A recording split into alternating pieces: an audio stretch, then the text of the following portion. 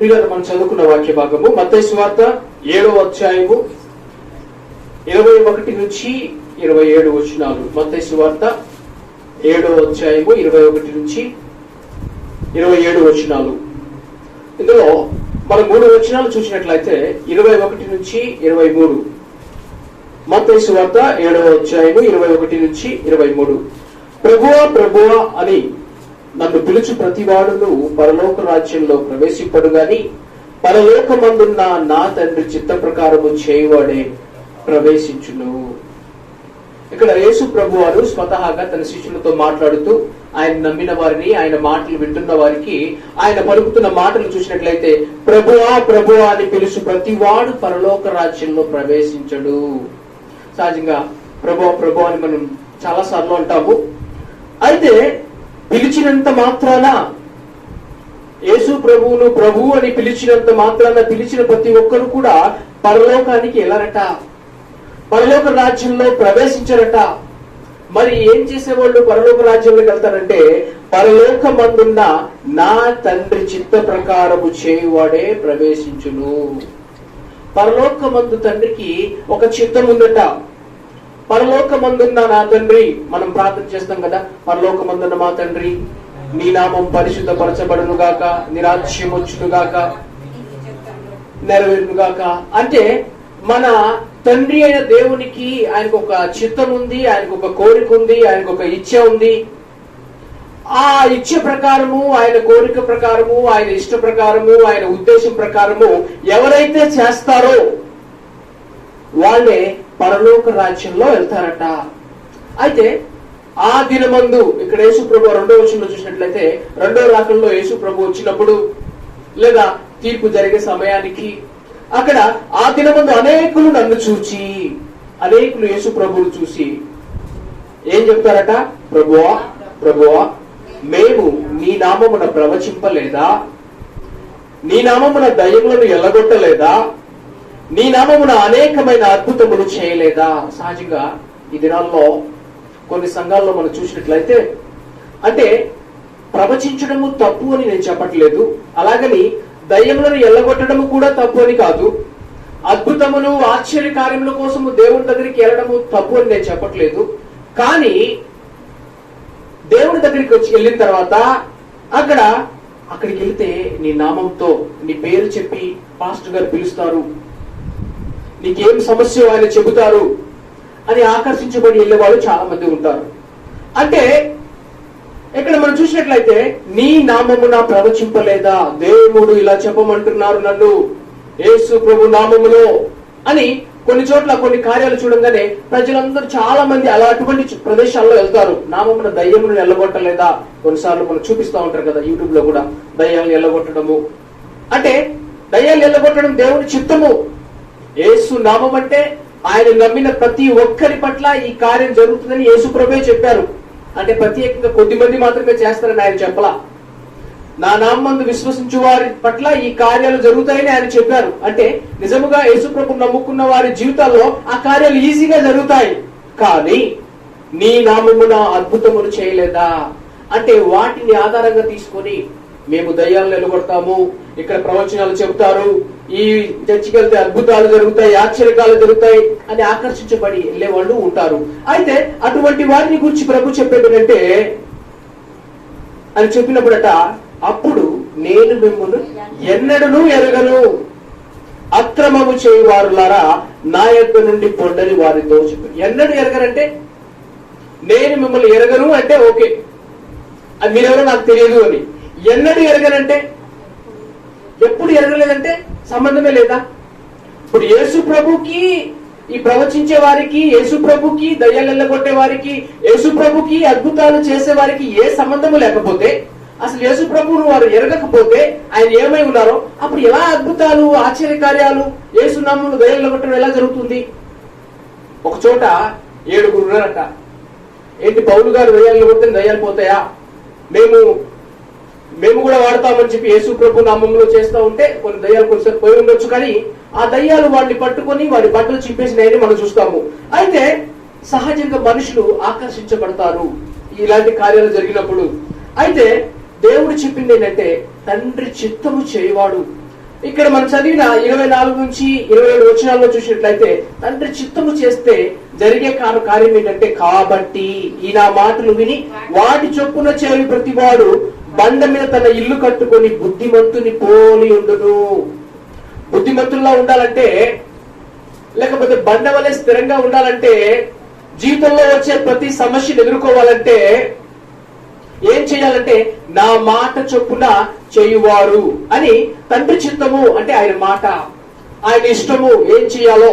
అందుకనే అక్రమము చేయువారులారా అంటే దేవుని వాక్యము మనకు నేర్పించేది ఏంటంటే క్రమము. దేవుని వాక్యము మనకు నేర్పించేది ఏంటంటే క్రమశిక్షణ. దేవుని వాక్యము మనకి ఎలా వెళ్ళాలి, ఎలా వెళ్ళకూడదు, ఏం చేయాలి, ఏం చేయకూడదు, ఏం చూడాలి, ఏం చూడకూడదు అనేది క్రమాన్ని దేవుని వాక్యం మనకు నేర్పిస్తే, ఆ క్రమాన్ని మనం పాటించకుండానే సహజంగా మనం సండే చర్చికి వచ్చేందుకు ఏదో ఆరాధించాలి అని సాంప్రదాయంగా ఆచారపరంగా మనం రాము. ఎందుకు వస్తామంటే, నేను సక్రమంగా ఉన్నానా, లేకపోతే అక్రమంగా ఏదైనా ఉన్నదా, దేవునికి వ్యతిరేకమైన కార్యాలు నా దగ్గర ఏమన్నా ఉన్నాయా, దిద్దుకోవాల్సింది ఏమైనా ఉందా, సరి చేసుకోవాల్సింది ఏమైనా ఉందా, నేను తప్పుడు మార్గంలో ఉంటే సరి చేసుకోవడానికి, క్రమమును నేర్చుకోవడానికి. ఒకప్పుడు మా జీవితాలు క్రమంగా లేవండి, ఇప్పుడు క్రమంగా ఉన్నాయి. ఒకప్పుడు పరిశుద్ధంగా లేవు, ఇప్పుడు పరిశుద్ధంగా ఉన్నాయి. ఒకప్పుడు మేము అందులుగా ఉన్నాము, ఇప్పుడు వెలుగులో ఉన్నాము అంటే సహజంగా మనం ఇచ్చే సాక్ష్యము. ఒకప్పుడు నా జీవితము ఇలా ఉండేది, అది తప్పు అని కూడా నాకు తెలియదు, కానీ దేవుని దగ్గరకు వచ్చిన తర్వాత ఇది తప్పు అని నాకు దేవుడు చెప్తున్నారు. ఒకప్పుడు నేను ఇలా మాట్లాడడం నాకు తప్పు అని తెలియలేదు, ఇప్పుడు నాకు తప్పు అని చెబుతున్నారు. ఒకప్పుడు తప్పుగా మాట్లాడితే సారీ అని కూడా చెప్పేవాడిని కాదు, ఇప్పుడు నేను చెబుతున్నాను అని చెప్తాము. అందుకనే మనమట దేవుని చిత్తమును గ్రహించాలంట. ఎందుకని? లోకము దాని ఆశలు గతించుకోను గాని దేవుని చిత్తము చేయవాడు నిరంతరం ఉంటాడు. ఈ లోకంలో గాని రాబో లోకంలో కూడా మనము నిలబడాలంటే, నిరంతరం ఉండాలంటే దేవుని చిత్తము చేసే వారిముగా, దేవుని యొక్క ఇష్టము చేసే వారిముగా మనం ఉండాలనేది దేవుని యొక్క వాంఛ. అందుకనే దినములు చెడ్డవి కనుక మీరు అవివేకుల వలె అజ్ఞానుల వలె కాక జ్ఞానుల వలె ఉండి దేవుని చిత్తం ఏదో గ్రహించుకోవాలి అని ఎఫెసీయులకు రాసిన పత్రిక 5వ అధ్యాయంలో మనం చూస్తాము. అంటే మనము బుద్ధిహీనులముగా ఉండడం దేవుని యొక్క ఉద్దేశము కాదు. మనము జ్ఞానుల వలె ఉండాలట, అది దేవుని యొక్క ఉద్దేశము. అయితే మనుషులందరి పట్ల దేవుని యొక్క ఉద్దేశం ఏంటి? మనందరి పట్ల దేవుని యొక్క చిత్తం ఏంటి? ఆయన కోరిక ఏంటి? మనందరి నుండి ఆయన ఏం ఆశిస్తున్నారు అనే విషయాన్ని చూసినట్లయితే 1 తిమోతి 2వ అధ్యాయము 4వ వచనం. 1 తిమోతి 2వ అధ్యాయము 4వ వచనం. ఆయన మనుషులందరూ రక్షణ పొంది సత్యమును గూర్చిన అనుభవ జ్ఞానము గలవారై ఉండవలెనని నిశ్చయించుచున్నాడు. ఇక్కడ నేను దేవుని చిత్తమును, ఆయన కోరిక, ఆయన ఇచ్చ, ఆయన ఆశ, ఆయన ఇష్టము, ఉద్దేశం అని చెప్పాను కదా. ఇక్కడ దేవుడు చెప్పేది ఏంటంటే, మనుషులందరూ రక్షణ పొంది సత్యమును గూర్చిన అనుభవ జ్ఞానం గలవారే ఉండవాలని ఇచ్చయించుచున్నాడు. దేవుడు కోరుచున్నాడట. దేవుని చిత్తమట మనుషులందరూ ఏం చేయాలి? రక్షణ పొందాలి. రక్షణ పొందడం మాత్రం కాదు, సత్యమును గూర్చిన అనుభవ జ్ఞానము. దేవుడే సత్యము, యేసుప్రభువే సత్యమై ఉన్నారు. ఆయనను గూర్చిన అనుభవ జ్ఞానము. మీరెవరో నాకు తెలియదు అంటే, యేసుప్రభు అంటే ఎవరో తెలియని వ్యక్తిగా మనం ఉండకూడదు. ఆయన ఏమై ఉన్నారో ఆయనను గూర్చిన అనుభవము, దేవునితో ఆయన మాటలో మనకు అనుభవం అవసరము. అయితే మొదట జరగాల్సిన కార్యం ఏంటంటే రక్షణ కార్యము, మారు మనసు కార్యము, తిరిగి జన్మించడము. ఇంకో రకంగా చెప్పాలంటే మనం వింటాం కదా, ఒకడు కొత్తగా జన్మించితేనే గాని పరలోక రాజ్యంలో ప్రవేశింపలేడు. అంటే జన్మించాలి. ఒక తండ్రికి బిడ్డ పుడితే ఆ బిడ్డ తండ్రి అని చెప్పగలరు. తండ్రి రాజ్యంలో ప్రవేశించడానికి తిరిగి జన్మించిన వారే ఉండాలి, అంటే ఆ రాజ్యంలో పుట్టిన వారే ఉండాలి. ఊరికే వెళ్ళిపోయి ఎవరో తెలియని వారికి మనము తండ్రి అని పిలవలేము. అలాగని కన్న తండ్రి, దేవుని ద్వారా జన్మించిన వారు మాత్రమే తండ్రి అని పిలవగలరు. అలాగే నేను కుమారుణ్ణి, నేను పుట్టాను అని అనుభవం కలిగిన వ్యక్తి, ఎస్ దేవుడు నాకు తండ్రి అయి ఉన్నారు. సహజంగా దేవుడు అంటే తెలియక ముందు, మారు మనసు తెలియక ముందు, దేవుని ఆత్మ మన ఆత్మను సంధించక ముందు ఏ ఒక్కరము కూడా హృదయం అంతటితో తండ్రి నాకు సహాయం చేయండి అని ఎప్పుడైనా ప్రార్థన చేశామా? ఒకవేళ ఒక మీనింగ్ తో, ఒక అర్థంతో, అర్థవంతంగా మనం ప్రార్థన చేసేటప్పుడు తండ్రి అనే ఒక మాట, ఆ మాటలో చాలా అర్థం ఉంది తెలుసా. ఏదో సండే స్కూల్లో లేకపోతే మనకు నేర్పించారు పరలోకమందున్న మా తండ్రి అని నేర్పించారు కాబట్టి అలా ప్రార్థన చేస్తున్నామని చెప్పడం వేరు. అంటే ఆ అనుభవంతో, నిజంగా ఆ బంధముతో తండ్రి అని ప్రార్థన చేస్తే అందులో ఉన్న ప్రేమను, అందులో ఉన్న ఆ పిలుపులో ఉన్న మాధుర్యాన్ని మనము అనుభవించవచ్చు. అయితే ఎరగలేదు అని అంటే వారు మారు మనసు పొందలేదు, వారు రక్షణ పొందలేదు. అదేంటి బ్రదర్, మారు మనసు పొందకుండానే, రక్షణ పొందకుండానే, తిరిగి జన్మించకుండానే అద్భుతాలు, ఆశ్చర్యకార్యాలు, ప్రవచనాలు అన్ని జరుగుతాయి. మారు మనసు పొందని వ్యక్తుల ద్వారా కూడా జరుగుతాయి. ఎందుకంటే దేవుని నామము ద్వారా ఈ లోకము దాని ఆశలు, లోకాశలు ఏంటంటే శరీరాశ, నేత్రాశ, జీవ కుటుంబము. శరీరాశ కోసము, నేత్రాశ కోసము చూశాడు, వారి వల్ల నేను ఉండాలి, వారి వల్ల నేను ఇలా చెయ్యాలి. జీవపు డంబము అంటే కొంచెం బడాయి కోసం ఉంటాం కదా, ప్రైడ్ కోసము వాళ్ళు ఇలా చేస్తున్నారు, నేను ఇలా చేస్తామని చేసే వాళ్ళు ఉంటారు. అయితే వాన వచ్చెను, వరద వచ్చెను, బండ మీద కట్టబడిన ఇల్లు మాత్రమే నిలబడింది. ఒకవేళ ఈ భూమి మీద కొంతమంది తెలియబడరు. ఎవరు నిజమైన భక్తులు, ఎవరు నిజమైన భక్తులు తెలియకుండానే కొన్నిసార్లు ఈ భూమి మీద నుంచి విడిచిపెట్టబడతారు. కొన్నిసార్లు మంచి పేరు కూడా రావచ్చు మనకి ఈ భూమి మీద ఉన్నప్పుడు. కానీ అక్కడికి వెళ్ళిన తర్వాత ప్రభువా ప్రభువా అంటే, ఒకవేళ ఆయన మాట చొప్పున మనం చేయని వారం అయితే, ఆయన చిత్తం మనం చేయకపోతే ఆయన అంటాడంట, ఎవరు భయ్యా నువ్వు, నేను అన్నది ఎరగనే. అలాంటి పరిస్థితి, అలాంటి గతి ఒక క్రైస్తవునికి రాకూడదు. అంటే మనం క్రైస్తవ్యం అంటే ఏదో బైబిల్ చదువుకోవడం, ప్రార్థన చేసుకోవడం, చర్చికి వెళ్ళడము, పాటలు పాడటము, ఇది మాత్రం కాదు. దేవుడు మన నుండి ఆశించేది కంటే మనము ఆయన ఆశించేది మనం చెయ్యాలి. దేవుడు మన నుండి ఏం ఆశిస్తారో అది చెయ్యాలి. దానియేలు గారి కాలంలో మొదట బాగా దేవుడు నమ్ముకున్న వాళ్ళు, కొంచెం భక్తులైన వారట, వాళ్ళు చెప్పేవాళ్ళట, మొదట జరగవలసిన కార్యము మారు మనసు, రక్షణ. అది లేకుండా వద్దు, అది లేకుండా బుధవారం ఉపవాస ప్రార్థనలో, శనివారం ఉపవాస ప్రార్థనలో కూర్చోబెట్టేవాళ్ళు కాదు. ఇప్పుడు శనివారం ఉపవాస ప్రార్థన అంటే రక్షింపబడిన వారికి మాత్రమే ఉండాలి, రక్షింపబడిన వారు దూరంగా వెళ్ళిపోండి అనగానే, అంటే అక్కడ డివిజన్ తెలుస్తుంది అనమాట. ఎస్, ఎవరు రక్షణ పొందారు, ఎవరు రక్షణ పొందలేదని. అదే కాలంలో భక్తి సింగ్ గారు ఉన్నప్పుడు ఏంటంటే ఆయన చెప్పేవాళ్ళట, దయచేసి మీరెవరు ఆఫరింగ్ వేయకూడదు, రక్షణ పొందని వారు మీ ఆఫరింగ్, మనం సండే ఆఫరింగ్ వేస్తాం కదా, ఎవరు దయచేసి ఆఫరింగ్ వేయొద్దు. ఎందుకంటే నీ ఆఫరింగ్ దేవుడు కోరట్లేదు, దేవుడు నీ హృదయాన్ని కోరుతున్నాడు. నీ హృదయాన్ని ఇస్తేనే, నువ్వు రక్షింపబడితేనే ఆయన సంతోషిస్తారు. డబ్బులు ఇస్తే ఆయన సంతోషించడు. ఎందుకంటే నువ్వు ఆఫరింగ్ ఇచ్చినా కూడా నరకానికి వెళ్ళిపోతావు. సంఘానికి వచ్చినా కూడా మారు మనసు పొందకపోతే, రక్షణ పొందకపోతే నరకానికి వెళ్ళిపోతావు. కాబట్టి దానివల్ల ఉపయోగం నీకు లేదు. మొదట జరగాల్సిన కార్యము మొదటే జరగాలి అని చెప్పేవాళ్ళట. కాబట్టి యేసు ప్రభువే మనకు మాదిరి దేవుని చిత్తము చేయడంలో. యేసు ప్రభు ఒకసారి చెప్పారు ఏంటంటే, యోహాను సువార్త 5వ అధ్యాయం 30వ వచనం. యోహాను సువార్త 5:30. నా అంతటా నేనేమి చేయలేను, నేను ఇన్నట్లుగా తీర్పు తీర్చుచున్నాను. నేను పంపిన వారి చిత్త ప్రకారమే చేయగలను, కానీ నా ఇష్ట ప్రకారము చేయగలను కనుక నా తీర్పు న్యాయమైనది. నా ఇష్ట ప్రకారం నేనేమీ చెయ్యను, తండ్రి ఇష్ట ప్రకారమే నేను చేస్తాను. మరొక చోట యోహాను సువార్త 8:29లో 8:29 నన్ను పంపించినవాడు నాకు తోడై ఉన్నాడు, ఆయనకి ఇష్టమైన కార్యం నేను ఎల్లప్పుడూ చేయదు కనుక ఆయన నన్ను ఒంటరిగా విడిచిపెట్టలేరని చెప్పింది. అంటే దేవుని యొక్క ఇష్టము, దేవుని యొక్క చిత్తము ఒకవేళ మనం చేసేవారం అయితే దేవుడు మనకు చెప్పేది ఏంటంటే, నన్ను పంపిన వాడు నాకు తోడై ఉన్నాడు, ఆయనకి ఇష్టమైన కార్యము నేను ఎల్లప్పుడూ చేయదును, ఆయనకి ఇష్టమైన కార్యం నేను ఎల్లప్పుడూ చేస్తాను. కనుక ఏం చేస్తాడు ఆయన?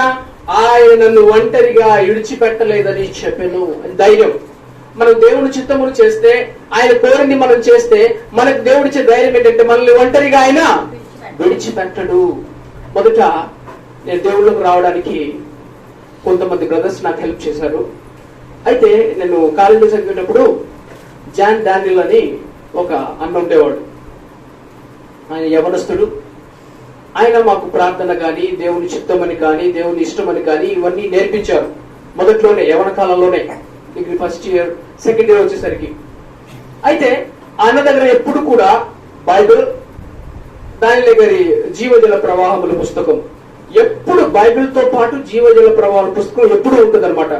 అంటే దానిలో గారు ప్రతిదీ కూడా దేవుని చిత్తం చేయాలి, దేవుని ఇష్టమే చేయాలి, ఏది సొంత చేసుకోవడానికి ఇష్టపడలేదు.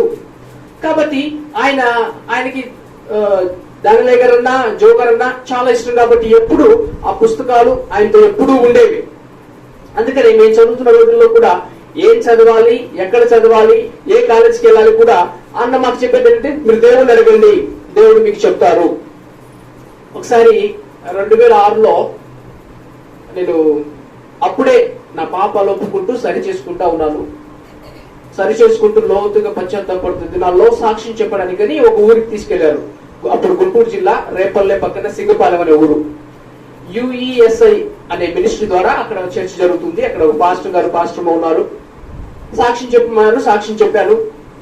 సాక్ష్యం చెప్పిన తర్వాత వాళ్ళ ఇంటికి తీసుకెళ్లారు భోజనానికి. అప్పుడు కూర్చోబెట్టి పాస్టర్ చెప్పింది ఏంటంటే, బాబు నువ్వు సాక్ష్యం చెప్పేటప్పుడు మేము చూసాము, దేవుడు నీతో ఉండడాన్ని మేము చూసాము, దేవుడు నిన్ను నీ ప్రాంతంలో వాడుకుంటారు అని చెప్పారు. అంటే నేను చెప్పిన సాక్ష్యం ఎలా ఉందంటే, మా అమ్మ నాన్న కానీ ఎవరు మారలేదు, ఎవరు దేవుని తెలుసుకోలేదు అని, దేవుడు నన్ను ఈ విధంగా దర్శించారు, ఆయన నన్ను ఈ విధంగా ప్రేమించారు అనే సాక్ష్యం చెప్పిన తర్వాత అలా చెప్పారా, మరి ఎందుకు చెప్పారో తెలియదు. కానీ ఆ రోజు వారు నాకు చెప్పిన మాటలు ఏంటంటే, దేవుడు నిన్ను నీ ప్రాంతంలో వాడుకుంటారు అని. అయితే మేము డిగ్రీ అయిపోయింది, సెకండ్ ఇయర్ అయిపోయింది, థర్డ్ ఇయర్ అయిపోయిన తర్వాత మళ్ళీ ఫీజు జాయిన్ అవ్వాలి.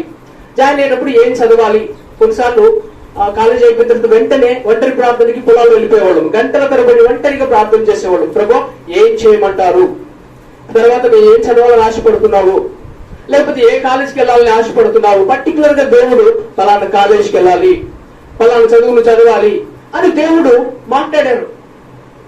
ఫస్ట్ అది మాకు నేర్పించారు. అంటే ఒక యవనస్తులుగా యవన కాలంలో మొదటిగా నన్ను దేవుడికి చేయమన్నారు, నేను చేస్తున్నాను, ఇది దేవుని చిత్తము అని ధైర్యముగా మనము చెప్పేవారముగా ఉండాలి. అయితే దేవుడు చెప్పిన ప్రకారము నేను పీజీ జాయిన్ అయిన తర్వాత నేను ప్రార్థన చేసుకుంటా ఉన్నాను. ప్రభు ఇక్కడ ఇది ఇచ్చారు కదా, మీ చిత్తం ఏంటి, అక్కడ నమ్మకంగా ఉండడానికి సాధ్యమంతవరకు నేను ఒక స్టూడెంట్ గా ఉన్నప్పుడు నా ఆశ ఏంటంటే, మారు మనసు పొందిన తర్వాత స్టూడెంట్స్ అందరికీ, నా క్లాస్మేట్స్ అందరికీ ఏదో ఒక రూపంలో దేవుని వాక్యం చెప్పాలి, ఏదో ఒక రూపంలో నా సాక్ష్యాన్ని చెప్పాలి. ఆ అవసరతను కల్పించుకోవాలనుకుని ఖచ్చితంగా చెప్పేవాడు. చెప్పకపోతే అది ఒక గిల్టీ. అంత మాత్రం కాదు, ప్రొఫెసర్స్ ఉంటారు కదా, కొంతమంది ప్రొఫెసర్ దగ్గరికి వెళ్ళడానికి కూడా ఛాన్స్ ఉండదు, వాళ్ళతో మాట్లాడడానికి కానీ సాక్ష్యం చెప్పడానికి కానీ ఛాన్స్ ఉండదు. కానీ ప్రార్థన చేస్తూ ఉంటాం కదా, ప్రభువా నన్ను ఇక్కడ ఉంచారు, ఈ డిపార్ట్మెంట్ లో ఉంచారు, ఇది ఇంగ్లీష్ డిపార్ట్మెంట్, ఈ డిపార్ట్మెంట్ లో ఉన్న ప్రతి ప్రొఫెసర్ కి నేను సాక్ష్యం చెప్పాలి, నేను దేవుడి గురించి ఖచ్చితంగా చెప్పాలి, ఆ తర్వాత నేను ఇక్కడి నుంచి వెళ్ళాలి అని అదొక గోల్. నిజంగా మనం అలా ప్రార్థన చేసినప్పుడు నేను నా అనుభవంలో చూశాను, ప్రతి ఒక్కరికి సాక్ష్యం చెప్పడానికి దేవుడు సాయం చేశారు. ప్రతి ఒక్కరికి వ్యక్తిగతంగా ఎవరైతే దగ్గర కూడా రానివారో క్రిస్టియన్ అంటే అలాంటి వారికి కూడా వెళ్ళి చెప్పడానికి దేవుడు సహాయం చేశారు. అటువంటి సమయంలో ప్రభువా నేనేం చేయాలని మీరు ఆశపడుతున్నారు అన్నప్పుడు ఒకరోజు ఒక దర్శనాన్ని దేవుడు చూపించారు. తీతుకు రాసిన పత్రిక 2వ అధ్యాయము 14వ వచనాన్ని చూపించి, జో గారు నన్నేదో మినిస్ట్రీలో హెల్ప్ చేస్తున్నట్టుగా చూపించినట్టుగా ఒక దర్శనాన్ని చూపించారు. ఆ దర్శనాన్ని నేను అప్పటికి వెళ్ళే చర్చి పాస్టర్ గారి దగ్గర చెప్పాను. ఆ పాస్టర్ గారి దగ్గర చెప్తే, ఇవన్నీ జరగవు, ఈ రోజుల్లో నువ్వు జో గారి దగ్గరికి వెళ్ళడానికి కానీ ఆయనతో మాట్లాడడానికి కానీ నీకు అంత ఛాన్స్ ఉండదు. కానీ నా ఆశ ఏంటంటే, ప్రభు నువ్వేం చెప్తే అది చేస్తా, మనుషులు కాదు. నా ఫ్రెండ్స్ కూడా కొంత నెగిటివ్ గా చెప్పడాన్ని చూశాను. కానీ నేను ప్రార్థన చేశాను, ఒకవేళ నేను అంటే అప్పటి వరకు బాగా ఆశ, అంటే యవనకాల ప్రేమ దేవునికే, జీవితాల ప్రభావాల పుస్తకము అవన్నీ చదివేటప్పుడు ఈ సేవకుడితో చూస్తే బాగుంటది, వాళ్ళతో మాట్లాడితే బాగుంటది అని నాకు ఎంతో ఆశగా ఉండేది. ప్రార్థన చేస్తే దేవుడు నన్ను విజయవాడ చర్చికి వెళ్ళమన్నారు. నేను నాగార్జున యూనివర్సిటీలో ఉన్నప్పుడు విజయవాడ చర్చికి. దానికి ముందే 2007లో అక్కడ ప్రార్థన చేసుకున్నాను. 2008లో మంగళగిరి చర్చ్ తరఫున యూత్ క్యాంప్ కి వచ్చాను బిలగడానికి. యూత్ క్యాంప్ కి వెళ్ళిన తర్వాత వాళ్ళు చెప్పారు, నువ్వు దేవుడు ఇక్కడే వాడుకుంటాడు నిన్ను సేవలో, కాబట్టి అక్కడ నువ్వు వెళ్ళకూడదు అని. ప్రభు మీరు చెబితే నేను ఎక్కడ ఉండమంటే అక్కడ ఉంటాను అంటే దేవుడు నన్ను విజయవాడ చర్చికి వెళ్ళమంటే విజయవాడ చర్చికి వెళ్ళాను. 2009లో నా పీజీ పూర్తి అయింది. దానికి ముందే నేను ప్రార్థన చేసుకుంటా ఉన్నాను, ప్రభు నన్ను ఏం చేయమంటారు, మీ చిత్తం ఏంటి నా పట్ల, ఇప్పుడు నేను ఏం చేయాలి, స్టడీస్ అయిపోయిన తర్వాత ఏం చేయాలి. దానికి ముందే ప్రార్థన చేసుకుంటా ఉన్నప్పుడు అక్కడ సేవకులు ప్రీనాథ్ గారు, తర్వాత ఇప్పుడు చైనాలో సేవ చేస్తున్న మనోరంజన్ అన్న, ఎగ్జామ్ రేపు అయిపోతుందని ఈ రోజు ఫోన్ చేశారు. రేపు నువ్వు ఎగ్జామ్ రాస్తున్నావు కదా, ఎగ్జామ్ రాసేసి నీ పెట్ట గాడాన్ని సర్దుకొని వచ్చి చర్చిలో ఉండమన్నారు. ఓకే ప్రభా నువ్వు ఏం చెప్తే అది చేస్తాను మీ సేవకులు గారు అని చెప్పేసి నన్ను నేను అప్పగించుకున్నాను. వాళ్ళు చెప్పినట్టుగా వచ్చి చర్చిలో ఉండడానికి దేవుడు నాకు అక్కడ సహాయం చేశారు. అయితే దానికి ముందు జరిగిన కార్యం ఏంటంటే 2009లో నేను విజయవాడ చర్చికి వెళ్తూ ఉన్నప్పుడు లోతుగా, అంతకుముందు చాలా సార్లు పాపాలు ఒప్పుకున్నాను. చాలా సార్లు నా పాపాలన్నీ ఒప్పుకున్న పాపాలు మళ్ళీ మళ్ళీ మళ్ళీ మళ్ళీ 3 సంవత్సరాలు దాదాపు ప్రతి బుధవారం శనివారం ఏడుస్తూనే ఉండేవారు. కానీ ఒక నిశ్చయిత, నా పాపాలు క్షమించబడ్డాయి, నా యొక్క మలిన వస్త్రాలు తీసివేయబడ్డాయి అనే నిశ్చయిత రాలా. అప్పుడు దేవుడి సేవకులు చెప్పారు, ఒక లిస్ట్ అన్ని రాసుకుని రమ్మని. నా చిన్నప్పటి నుంచి, నా ఊహ తెలిసినప్పటి నుంచి నాకు తెలిసిన ప్రతి పాపాన్ని రాశాను. ప్రతి పాపాన్ని రాసి సేవకుల ముందు కూర్చొని అన్ని పాపాలు ఒప్పుకున్నాను. ప్రతిదీ 1 by 1 గంటల తరబడి కూర్చున్నారు, చక్కగా విన్నారు. విన్న తర్వాత నాకు ఒక ప్రశాంతంగా ఉందన్నమాట. అంటే అన్ని చెప్పేసుకున్న తర్వాత ఏదో నా భారం అంతా తొలిపెట్టుకుంది. ప్రభా అన్ని ఒప్పేసుకున్నాను, ఇంకేదైనా ఉంటే నాకు చూపించండి. అప్పుడు మా ఇంట్లో ఒక విగ్రహం తీసేయాల్సింది, నేను పెట్టిన ఫోటోస్ ఉంటాయి కదా, వెళ్ళిరమ్మని చెప్పారు దేవుని సేవకులు. అంకుల్ నాకు దేవుడు చూపిస్తున్నారు, నేను పలానా చోట పలానా పెట్టానంటే నేను ప్రార్థన చేస్తాను, మీరు వెళ్ళిరండి అని చెప్పారు. వెళ్ళాను, ఆ విగ్రహం తీసి పెంట కుప్పలో వేసేసి ప్రార్థన చేయించుకొని మళ్ళీ వచ్చేసాను. దేవుడిని అడిగితే దేవుడు నాతో మాట్లాడుతున్నారు నా డైలీ పోస్టర్స్ ద్వారా. కీర్తనలు 32:5 ద్వారా మాట్లాడారు. ఆ తర్వాత మరలా దేవుడిని అడిగినప్పుడు జకర్యా గ్రంథము 3:4 ద్వారా దేవుడు నా యొక్క పాపాలు క్షమించారని ఆయన ఒక నిశ్చయితలు ఇచ్చారు. అయితే 2009 అక్కడ ఎగ్జామ్స్ అయిపోయి చర్చిలోకి వెళ్ళడము, దేవుడు సేవకులు చెప్పారు ఇప్పుడు కొంచెం ఖర్చుకు ఉండాలి కదా. ఓకే, ఎప్పుడు బాగా ఆసక్తితో ఉండేదన్నమాట. అంటే దేవుడు నాకు దర్శనం ఇచ్చారు, నేను పిల్లగాడికి వెళ్ళాలి, సేవకులు కలవాలి అనే ఆశతో ఉన్నప్పుడు దేవుని సేవకులు చెప్పారు నువ్వు ఇక్కడ 1 year జాబ్ చేయాలి అన్నారు. సరే అని చెప్పేసి 2009, 2010 ఆ అకాడమిక్ ఇయర్ లో ఒక స్కూల్లో ఇంగ్లీష్ టీచర్ గా పనిచేశాను. పనిచేస్తా ఉన్నప్పుడు దేవుడు నాకు మంచి కృపనిచ్చారు. అక్కడ టీచింగ్ కూడా బాగుండడము, ఆ ప్రిన్సిపల్ గారికి బాగా నా యొక్క టీచింగ్ నచ్చి ఆయన ఏమంటాడంటే నువ్వు ఇక్కడి నుంచి వెళ్ళొద్దు, నీకు 3 నేను శాలరీ పెంచుతాను, నువ్వు ఇక్కడే ఉండు అని చెప్పేసి ఆయన అక్కడే ఉండమన్నారు. లేదు దేవుడు, నేను ఒక దర్శనం ప్రకారం ఇక్కడికి వచ్చాను, దేవుడు నన్ను సేవకి వెళ్ళమన్నారని చెప్పేసి నేను బయటకు వచ్చాను. అయితే 2009లో నేను మారు మనసు రక్షణ పొందాను. 2010 జనవరి అక్కడ రివైవల్ మీటింగ్ మనకి జనవరిలో పెడతారు కదా, విజయవాడ రివైవల్ మీటింగ్ లో బాప్తిసం తీసుకున్నాను. బాప్తిసం తీసుకున్నప్పుడు అందులో నా పేరు మంగులాల్ కదా, నాకు పేరు పెట్టండి అని చెప్పి సేవకులను అడిగాను. అప్పుడు ప్రీనాథ్ గారు చెప్పారు నీ పేరు మంగులాల్ కదా, నేను మోసెస్ అని పెడతానని మోసెస్ అని పెట్టాను. నాకు అంత ముందు నుంచి ఆశ ఏంటంటే దాన్ని నడిపించిన అన్న జాన్ డానియల్, పక్కన డానియల్ ఉంటే బాగుంటది అని నాకు ఆశ. సో అందులో ప్రీనాథ్ గారే సెలెక్ట్ చేశారు కదా మోసెస్ అని, పక్కన నేను డానియల్ పెట్టుకున్నాను అనుకో అది బాగుండదు. కాబట్టి ఇప్పుడు నేను వెళ్ళి బాప్తిసం సర్టిఫికెట్ లో మార్చడము కుదరదు. బాగా ప్రార్థన చేశాను. ప్రార్థన చేసుకుని ఒక రోజు బాగా సతమతం అవుతున్నాను. దేవుని సేవకులే చెప్పేశారు కదా, కొంచెం డానియల్ చెప్తే బాగుండేది కదా పక్కన అని చెప్పి నేను మనసులో అనుకుంటా ఉన్నాను. ప్రార్థన చేసుకుంటా ఉంటే దేవుడు నాతో నేను బస్సుకి వెళ్ళాలి, స్కూల్కి వెళ్ళేటప్పుడు ఆ బస్సు ఆగకుండా వెళ్ళిపోయింది. ఒక ఆటో ఎక్కాను. ప్రభువా నేను మోసెస్ డానియల్ పేరు మార్చుకోవడం నిశ్చితమైతే నాతో మాట్లాడు, వాక్యం ద్వారా మాట్లాడు, నేను మార్చుకుంటా. దేవుని సేవకులు నన్ను తిట్టినా పర్లేదు, కానీ నువ్వు చెప్తే చేసుకుంటానని చెప్పి ప్రార్థన చేసుకున్నాను. ఒక ఆటోలో కూర్చున్నాను. కూర్చోగానే నేను వెళ్ళే ఆటోలో అలా రాసిందనమాట దేవుని వాక్యము, యెషయా గ్రంథము 56:5. చాలా సంతోషం వేసింది. యెషయా గ్రంథము అలా ప్రార్థన చేస్తా ఉన్నాను. దేవుడు డైరెక్ట్ గా నాతో మాట్లాడుతున్నట్టుగా యెషయా గ్రంథము 56:5 నా ఇంటను నా ప్రాకారములలోనూ ఒక భాగమును వారికి ఇచ్చేదను, కొడుకులు కూతుళ్ళు అని అనిపించుకున్నట్టు కంటే శ్రేష్టమైన పేరు వారికి పెట్టుచున్నాను, కొట్టివేయబడిన నిత్యమైన పేరు వారికి పెట్టుచున్నాను. ఈ మాట రాసి రాయబడింది, కొట్టివేయబడిని నిత్యమైన పేరు వారికి పెట్టుచున్నాను. అప్పుడు ప్రభు నాతో మాట్లాడావు కదా, నేను ధైర్యంగా వెళ్ళి బాప్తిజం సర్టిఫికేట్ రాసే అంకుల్ గారు చెప్పాను. ఆ అంకుల్ హ్యాపీగా ఒప్పుకున్నారు, చక్కగా రాశారు. తర్వాత దేవుని సేవకులు కూడా ఒప్పుకున్నారు. అయితే ఆ పేరు మార్చుకున్నాను బాప్తిజం సర్టిఫికేట్ లో, ఈ విధంగా రాయించాను.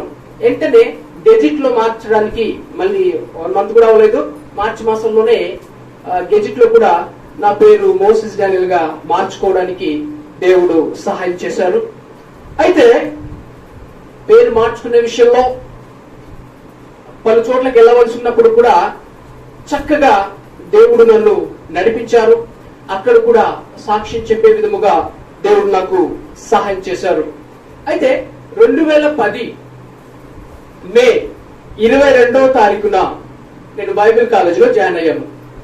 2010 మే 22 దేవుడి సేవకులు జోంకులు చెప్పారు, అబ్బాయి నీకు ఇక్కడ ఏం పని చెప్తారో ఆ పని నువ్వు చెయ్యాలి. సరే అంకుల్, ఏం పని చెప్పినా చేస్తానని చెప్పేసి అక్కడ ఉన్నాను. అక్కడ ఉన్న తర్వాత అక్కడున్న బ్రదర్స్ చెప్పారు, మనకేమి బైబిల్ క్లాసెస్, బైబిల్ చదువుకోవడము, బైబిల్ సర్టిఫికేట్ అలాంటిది ఏమీ ఉండదు అన్నారు. ఉండదనగానే అదేంటి బైబిల్ కాలేజ్ కదా, నేను వచ్చింది కాలేజ్ ఉంటే ఇప్పుడు బైబిలే లేకపోతే, బైబిల్ స్టడీస్ ఏమి లేకపోతే ఎలాగా అని బాధపడుతూ దేవుడు నాకు చెప్పారు, బైబిల్ ఏమి లేకపోతే నువ్వు బాధపడడం ఏంటి, నీ దగ్గర ఉన్నాయి కదా బైబిల్స్ అని చెప్పేసి నా ఇంట్లో నేను ఉండే రూమ్ లో కాట్ ఉంటుంది కదా, పెద్ద కాట్లు పడుకోవడానికి కింద పడుకొని ఇంకో కాట్లో ఒక కాట్ ఇలా పెట్టేసుకొని ఆ కాట్ మీద English Bible, Hindi Bible, Banjara Bible, Telugu Bible అన్ని పెట్టేసుకొని చదివేవాడిని. పొద్దున్న లేకుండా గంటల తరబడి 4 బైబిల్ చదివేవాడిని. ఎవరే బైబిల్ మనం నేర్పించకపోతే ఏంటి, మనం వచ్చింది కాలేజీకి చదవడానికి అని చెప్పి నా పని అయిపోయిన తర్వాత నేను బైబిల్ చదువుతా ఉండేవాడిని. ఒకరోజు దాదాపు 1 సంవత్సరం దాకా అయిపోయింది, 2010 నుంచి 2011. అప్పటికి దేవుడు నా ప్రార్థన విన్నారు. కొంతమంది సేవకులను పంపించి బైబిల్ టీచ్ చేయడానికి ఎప్పుడు లేదు, గత కొన్ని సంవత్సరాలుగా బైబిల్ టీచ్ చేయడానికి ఎవరు లేరు. కానీ ఈ సమయంలో ఇప్పుడు నుంచి మంచిగా వస్తుందని చెప్పి అందరూ మాట్లాడుతూ ఉన్నారు.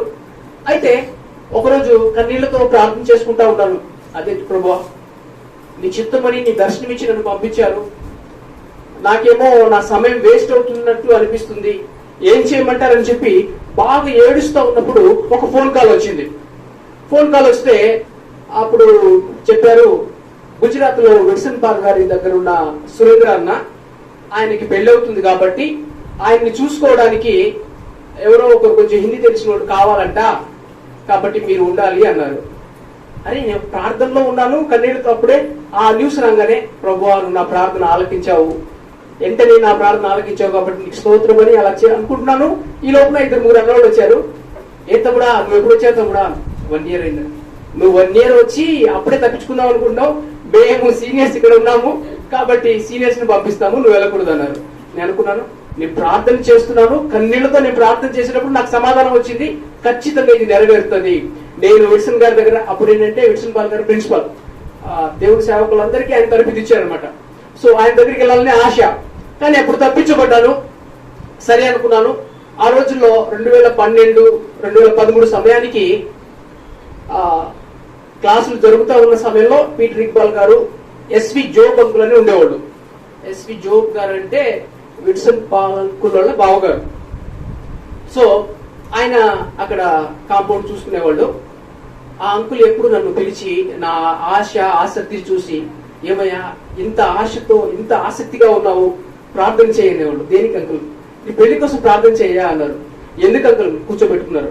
నువ్వు బంజారా అబ్బాయే కదా, చిన్నప్పుడు అందరికి పెళ్లి అవుతుంది కదా, నువ్వు ఎందుకు ఇంత చదివేసి ఇక్కడ సమయం వేస్ట్ చేస్తావు, నీ ఇయర్స్ అన్ని వేస్ట్ అయిపోతాయి, నీ వయసు కూడా పెద్దగా అయిపోతుంది, నువ్వు ప్రార్థన చేయి, నేను మాట్లాడతాను దేవుని సేవకుల దగ్గర అని అన్నారు. అని అన్నప్పుడు సరే అంకుల్ మీరు ప్రార్థన చేయమంటే నేను చేస్తాను అని చెప్పేసి ఒకరోజు ప్రార్థన చేశాను. నార్మల్ గా నాకు ఆశ లేదు, ఏమీ లేదు, పెళ్లి గురించి అని చెప్పి ప్రార్థన చేయమని సేవకులు చెప్పి ప్రార్థన చేశాను. ప్రార్థన చేస్తే దేవుడు నాకు ఒక దర్శనం ఇచ్చారు. దర్శనం ఏంటంటే, దేవుని సేవకులు నాకు ప్రపోజల్ ఇస్తున్నారు. మొదట ఒక అమ్మాయిని చూపించారు. అమ్మాయి కొంచెం హైఫైగా బాగా ఉన్నవాళ్ళ అమ్మాయిగా అలా చూపించారు. తెలిసిపోతుంది కూడా ఎవరన్నది. ఆ రెండో అమ్మాయిని చూపించారు. ఆ అమ్మాయి కొంచెం నాకంటే కొంచెం హైట్ గా ఉంది. సరే నేను ఆ దర్శనం చూశాను. ఆ తర్వాత పర్లేదు, మనకి ఇవన్నీ జరుగుతాయా, ఏదో కళ వస్తాయి, దర్శనం వస్తే ఇవన్నీ జరగదు అని చెప్పి అటు మర్చిపోయాను. మర్చిపోయి నేను 2012 నేను క్యాపిటల్ సెట్ లో మొదట ఉన్నాను. ఆ తర్వాత గేట్ దగ్గర పెట్టారు నన్ను. గేట్ దగ్గర పెట్టినప్పుడు మెయిన్ గేట్ లో ఉండేవాడిని. ప్రభు నువ్వు నాకు దర్శనం ఇచ్చావని ఇక్కడికి వచ్చా. ఇంతవరకు జో గారు మీకు ఏం పని ఇస్తే ఆ పని చేయమన్నారు, కానీ ఆయనతో మాట్లాడడానికి కానీ ఆయన చూడడానికి కానీ నాకు ఛాన్సే లేదు. ఏం చేయమంటారు అని అంటే దేవుడు ప్రార్థన చేయమన్నారు. అంటే మేరిటరీ టు స్టూడెంట్ క్యాంప్ కి జోంకులు వస్తారు, మిగతా టైంలో రారు. సరే మేరిటరీ టైంలో ప్రార్థన చేస్తా ఉన్నాడు. జో గారు వస్తున్నారని చెప్పగానే మోకరించి కన్నీళ్లతో ప్రార్థన చేస్తాను. ప్రభువా నీ సేవకులు ఇప్పుడు వస్తున్నారని కదా, ఆయన రాగానే నాతో ఇక్కడ కారాపేసి నాతో మాట్లాడాలి, నాకు ప్రార్థన చేయాలని చెప్పి ప్రార్థన చేశాను. ప్రార్థన చేస్తే జో గారు మామూలుగా స్పీడ్గా వస్తుంది కాదు, స్పీడ్గా వెళ్తుంది, అసలు ఆపరు. గేట్ దగ్గర ఆపేశారు, పిలిచారు, మాట్లాడారు, ప్రార్థన చేశారు, వెళ్ళిపోయారు. నాకు విశ్వాసం వచ్చేసింది అనమాట. అబ్బా అంటే మనం ప్రార్థన చేస్తే దేవుని సేవకులు కూడా కారు ఆపేసి ప్రార్థన చేసి మన కోసం వెళ్తారు అనుకున్నాను. మళ్ళీ నెక్స్ట్ టైం వెళ్ళేటప్పుడు కూడా అనుకున్నాను, ప్రభా ఇంకొకసారి దేవుని సేవకులు కారు ఆపి నా కోసం ప్రార్థన చేస్తే బాగుంటుందండి. మళ్ళీ రిపీట్ అంతా అయిపోయిన తర్వాత ఆయన కారు అక్కడ ఆపి ప్రార్థన చేసి 2 చేతులు పెట్టి ప్రార్థన చేసేసి కొన్ని విషయాలు చెప్పేసి వెళ్ళిపోయారు. నాకు ఒకటి ఆనందం అనమాట. ఓకే దేవుడు మనకు చెప్పారంటే ఆయన చేస్తారు. అసలు దేవుని సేవకులు చూసే అవకాశం లేదంటే ఆయన మన కోసం వచ్చి కారు ఆపి ప్రార్థన చేసేటట్టుగా దేవుడు చేశారు అంటే దేవుడు కార్యాలు చేస్తారని నమ్మకం వచ్చింది. నెక్స్ట్ మళ్ళీ స్టూడెంట్ క్యాంప్ రావడము. స్టూడెంట్ క్యాంప్ అప్పుడు ఆయన పిలిచి ఎంతో బాధతో 2 చేతులు పెట్టి కన్నీళ్లతో దేవుడు నిన్ను ప్రమోట్ చేస్తాడు అబ్బాయి అని చెప్పడము నాకేం అర్థమయ్యేది కాదు. ఆయన ఎంతో బాధగా నన్ను చూసి అలా చెప్పినప్పుడు అంటే కారు ఆపి మాట్లాడడానికి ఉండేది 2-3 నిమిషాలే. నా ఆశ ఏంటంటే దేవుడి సేవకుల దగ్గర కనీసం 1 గంట కూర్చోవాలి, ఒక అరగంట గంట సేపు కూర్చొని నేను చెప్పాలి, దేవుడు నాకు అలా దర్శనం ఇచ్చారు అంకుల్, మీరంటే నాకు ఇష్టం అంకుల్, మీ అలా బుక్స్ చదివేవాడు అంకుల్ అని నేను చెప్పాలని ఆశ. కానీ 2-3 నిమిషాలు ఆపడమే గొప్ప విషయం అనమాట. అక్కడ ఆయన వెళ్ళిపోయారు. ఆయన వెళ్ళిపోతే సడన్ గా ఇలా జరగడాన్ని బట్టి నన్ను బిలోగాడి నుంచి హెడ్ క్వార్టర్ పంపించారు. హెడ్ క్వార్టర్ పంపించిన తర్వాత 2013లో అక్కడ DVD స్టాల్ లో పనిచేయాలని చెప్పారు నన్ను. మన టీవీ డిపార్ట్మెంట్ ఉంటారు కదా, DVD స్టాల్ అంటే అందరూ DVD అమ్ముతారు, అందులో పని చేయమని అందరూ చెప్పారు. నాకు మొదట్లో ఏంటంటే నేను నేర్చుకున్న అన్న దగ్గర ఏంటంటే టీవీలో ప్రీచ్ చేసేవాళ్ళు కానీ టీవీ ప్రసంగులు కానీ ఆ రోజుల్లో వచ్చినప్పుడు ఇంట్లో ఉన్న టీవీలన్నీ పలగొట్టేశారట అని చెప్పిన మాటలు నాకు మనసులో బాగున్నాయి. అంటే టీవీలో ప్రీచ్ చేయడం కానీ ఇవన్నీ తప్పు, టీవీలో పని చేయడము లేకపోతే ప్రసంగాలు టీవీలో చేయడము అవన్నీ తప్పని మనసుతో ఉన్నాను. కాబట్టి నువ్వు DVD స్టాల్ లో పనిచేయాలని అందరూ చెప్తున్నారు. అందరూ చెప్తే ఎవరి మాట వినలేదు. గుణాల్ గారు చెప్పారు, పెద్దోళ్ళు చెప్పారు, లీలియా దగ్గర తీసుకెళ్లారు. ఆహా నేను DVD స్టాల్ లో పనిచేయను అని చెప్పేశాను. ఎవరి మాట వింటలేదని చెప్పి జో గారి దగ్గర తీసుకెళ్లారు. తీసుకెళ్లి ఈ అబ్బాయి ఎవరి మాట వింటలేదు, DVD స్టాల్ లో పనిచేయరంట అన్నారు.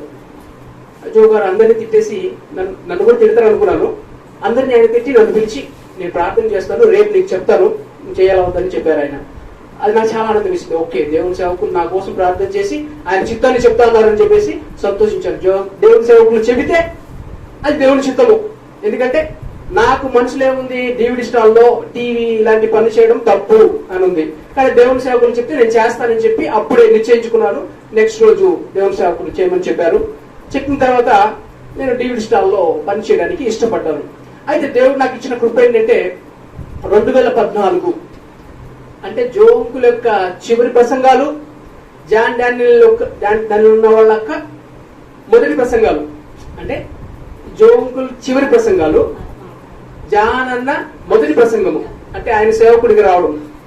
జోంకులకి ఆ DVDలో కూడా నేను అక్కడ ఉన్నాను, జాన్ అన్నది కూడా అక్కడే ఉన్నాను. మధ్యలో ఆ ఇయర్ నేను అందులో ఉన్నాను DVD స్టాల్లో. సో అది అయిపోయింది. అయితే ఒకరోజు నా మీద ఏదో నింద వేసినట్టుగా వేశారు. నిన్ను దేవుని సేవకులు పిలుస్తున్నారు అన్నారు. 2014 జనవరి 10వ తారీఖు, ఇంకా 2 రోజుల్లో స్టూడెంట్ క్యాంప్ జరుగుతుందనగా. అప్పుడు మళ్ళీ భయపడ్డాను. భయపడితే దేవుడు నాకు ఒక దర్శనం ఇచ్చారని చెప్పాను కదా, ఆ దర్శనంలో నిన్ను మెట్లెక్కి దేవుని సేవకులు జోంకులను మెట్ల మీద ఎక్కించుకుంటూ తీసుకెళ్తున్నారు ఒక స్టేర్ కి.